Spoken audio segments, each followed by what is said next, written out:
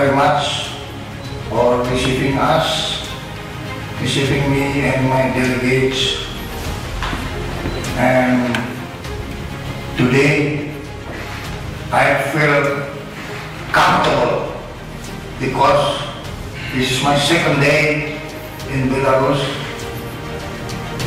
The first day, on my arrival, I directly go to the training base and made